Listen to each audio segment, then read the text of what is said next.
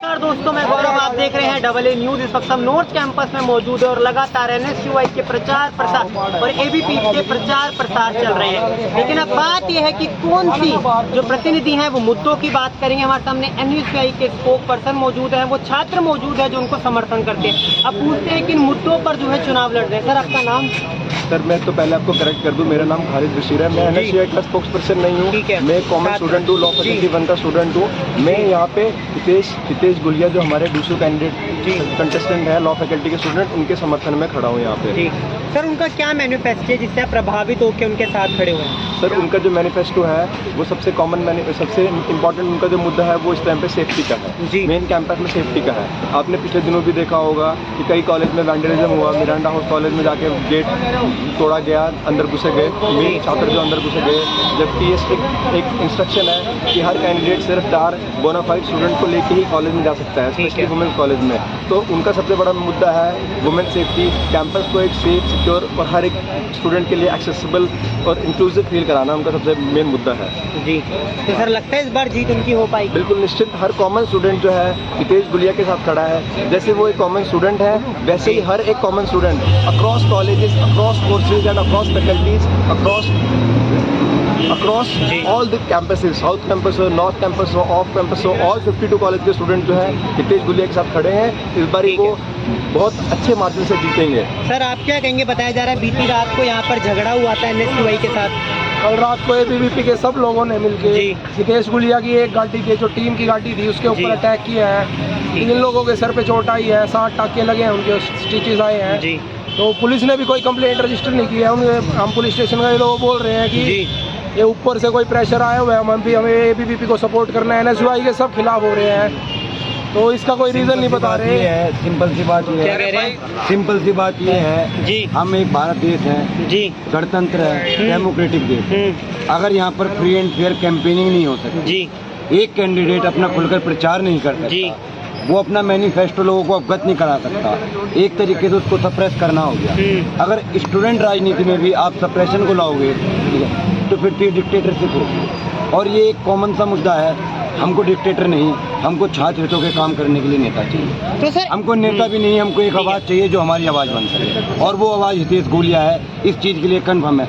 जो आदमी बिना किसी पावर के अभी से सप्रेस कर रहा है लोगों को, उसके पास अगर पोस्ट आ गई या पावर आ गई, फिर क्या करेगा वो? सिर्फ सोचने योग्य बात है। तो सर, ABVP का इतना प्रभाव क्यों है? बिना कोई पद पर अभी वो है नहीं, इतना प्रभाव कैसे है? प्रशासन उनका है, सरकार उनकी है। पिछले 3 साल से इलेक्शन नहीं हुआ, 4 साल से, तो उनकी वो कंटिन्यूटी में वही चल रहे हैं जी। तो वो अपनी पावर का इस तरीके से गलत फायदा उठा रहे हैं। और सिंपल सी बात ये है, पावर में हो ना हो, जिस आदमी का जो व्यक्तित्व होता है, जो नेचर होता है, वो उसको नहीं बदल सकता। ठीक है। ABVP गुंडों को आगे लाई है। वो गुंडे जो उसका काम है वही वो कर रहे हैं, गाड़ी फोड़ रहे हैं, पोस्टर हटा रहे हैं। ये कोई तरीका हो गया? अच्छा, कुछ लोग कह रहे हैं कि उनके काल में काफी काम हुए। क्या झूठ है, क्या चीज है? काम कहाँ दिख रहे हैं? काम, एक काम बताइए।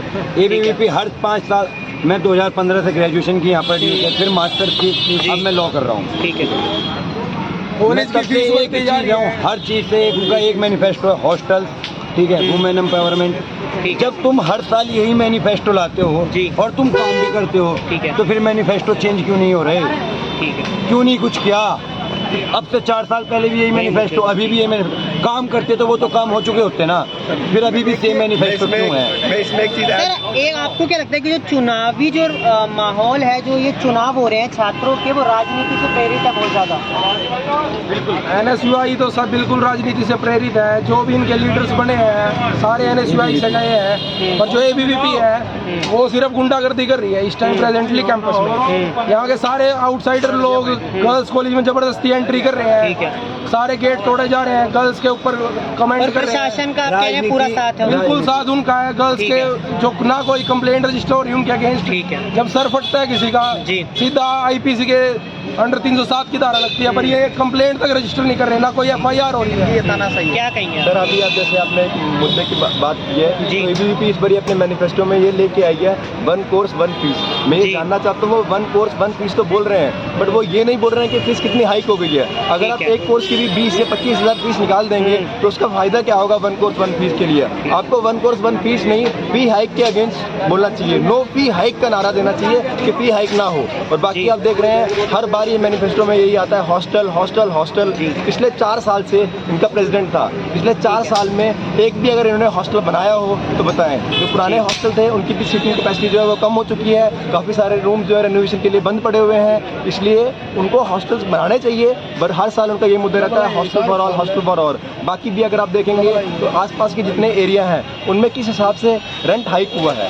रूम रेंट देखिए आप, एक पीजी 15 से 20 हज़ार रुपये के बीच में मिलता है। नॉर्मल स्टूडेंट यहाँ पे आके पढ़ नहीं सकता है क्योंकि 20 हज़ार या 15 हज़ार तो वो पीजी के नहीं दे सकता है, इसलिए हॉस्टल की फैसिलिटी होना ज़रूरी है। और आसपास के जितने एरिया हैं देखिए जिस तरीके से ये जो अखिल भारतीय फर्जी परिषद है ये बोखलाट में आके गुंडागर्दी कर रहे हैं, तानाशाही रवैया अपना रहा है, ठीक है। और ये भारतीय राष्ट्रीय छात्र संगठन के जो पैनल के जो पदाधिकारी हैं चारों के चारों, ये 24 आवर्स या छात्रों के बीच में रह के इनकी सेवा की है, इनको कोई भी परेशानी आई है। दिन रात चाहे कोविड हो जैसी महामारी में भी इन्होंने इन लोगों के बीच में रह के इनकी सेवा की है।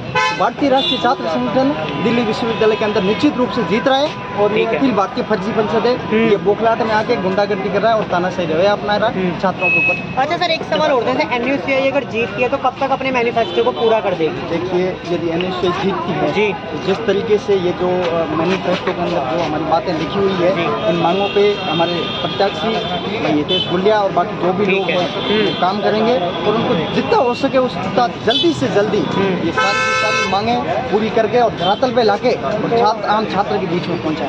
तो आपने देखा, हमने उन लोगों की बात सुनी जो NSUI को समर्थन करते हैं, जो उनसे बहुत ज़्यादा प्रेरित है और उनका मानना है कि काफ़ी कॉमन लोग हैं, एक आम आदमी है जिनका इस चुनाव में जीतना बनता है। और साथ ही कई सारे आरोप उन्होंने ABVP पर भी लगाए हैं। अब देखना ये होगा कि कौन सी जो पार्टी है वो इन चुनावों को जीतती है।